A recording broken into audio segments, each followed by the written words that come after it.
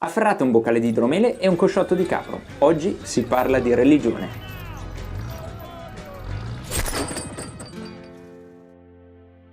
Troppo spesso quando si parla del Thor della Marvel ci si dimentica che per secoli il tonante ha fatto parte di una vera e propria religione organizzata, con fedeli e tutto il resto. Breve ripasso: Thor, figlio di Odino, è il dio scandinavo della tempesta, del tuono e del fulmine. Amatissimo dai vichinghi, è caratterizzato da una doppia personalità: burbero e brutale, e contemporaneamente comico e bonario. È un qualcosa su cui rifletteremo più avanti. Ed è proprio attingendo a quel corpus di leggende che Stan Lee e Jack Kirby crearono nel 1962, con l'aiuto di Larry, il fratello di Stan, la loro versione del dio del tuono. Sappiamo che Lee aveva bisogno di creare un personaggio che potesse rivaleggiare con Hulk, e quando hai già creato il mortale più potente dell'universo, l'unica via è guardare il cielo. Da lì in poi la storia la conoscete quasi tutti: martello incantato, membro fondatore dei Vendicatori, e negli ultimi anni il bel faccione da comico mancato, mica tanto, di Chris Hemsworth ad interpretarlo al cinema. Su carta, il dio del tuono è stato scritto da alcuni dei più grandi nomi del panorama fumettistico statunitense, da Jerry Conway a Jason Aaron, passando per Walt Simonson, che, mischiando iconoclastia e rispetto della tradizione fumettistica, ha ridefinito Thor negli anni e per gli anni a venire. Come molti dei suoi colleghi a fumetti, anche il dio del tuono ha avuto molti volti cartacei, dal classico a quello di una rana. Giuro. Fino alla più recente incarnazione alternativa di Thor, quella di Jane Foster, che al cinema verrà interpretata ancora una volta da Natalie Portman in Thor: Love and Thunder.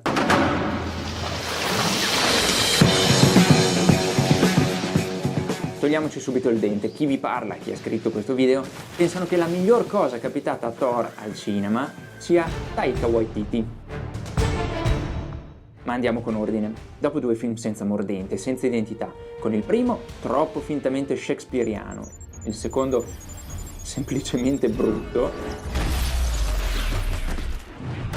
finalmente nel 2017 un pazzo genio neozelandese prende il toro per le corna e confeziona una pellicola coraggiosa, divertente, drammatica, politica e in grado di sputare intelligentemente in faccia alle aspettative di certi fan. Waititi inizia il percorso di distruzione del personaggio di Thor, percorso magistralmente portato a compimento dai fratelli Russo.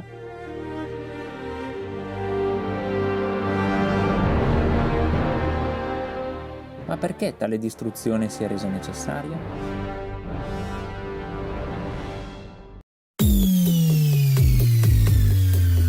L'idea di un film su Thor solleticava il palato di Hollywood sin dagli anni 90.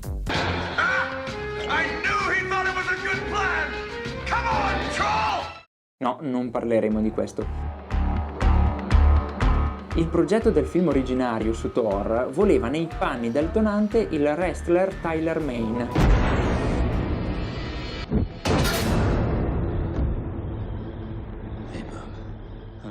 Ebbene sì, proprio lui.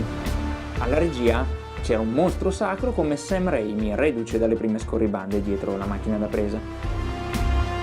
Il progetto ebbe la benedizione di Stan Lee, ma fu bocciato dal management Fox. Sì, i diritti erano ancora in mano loro all'epoca, perché, non capito, è ritenuto troppo simile alla serie TV di Hercules. Seguì un lungo silenzio, fino al 2011 all'arrivo di Chris Hemsworth. Ci volle però Taika Waititi per levare dal dio del tuono quella patina di perfezione autoimposta, derivante da una sudditanza nei confronti della figura del padre Odino. Waititi ha ridicolizzato e strappato senza pietà tutto ciò che Thor pensava lo definisse. Pensateci, cosa perde Thor nei primi due film?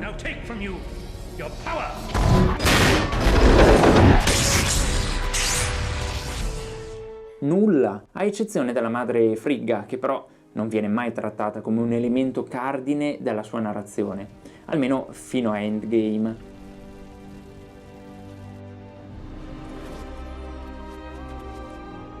Anche la sua origin story è più basata sulla redenzione che sulla perdita.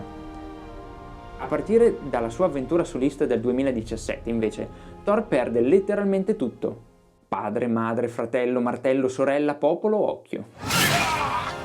Dunque, un fratello morto, eh? Questo percorso di perdita ha due apici. Il primo è il discorso con Rocket in Mi Infinity hai War. detto che anche tua sorella e tuo padre... Sono morti. Però la mamma c'è ancora. Uccisa da un elfo oscuro. Un migliore amico?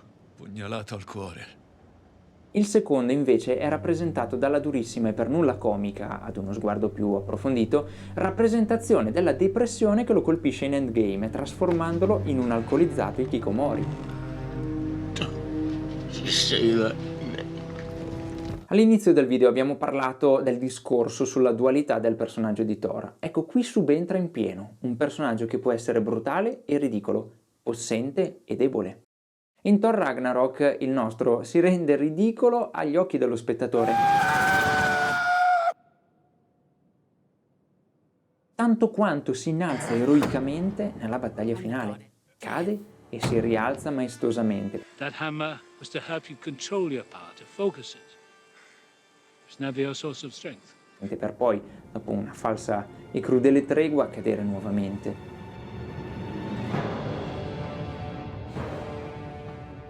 Ed è proprio in questa dicotomia messa in scena da Waititi che si sublima il vero senso del personaggio di Thor.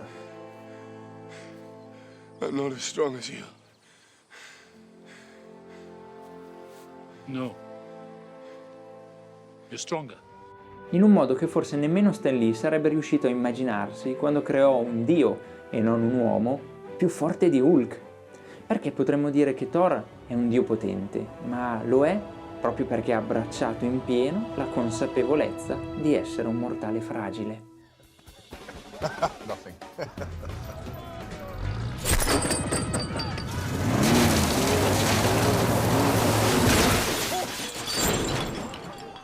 Did it work?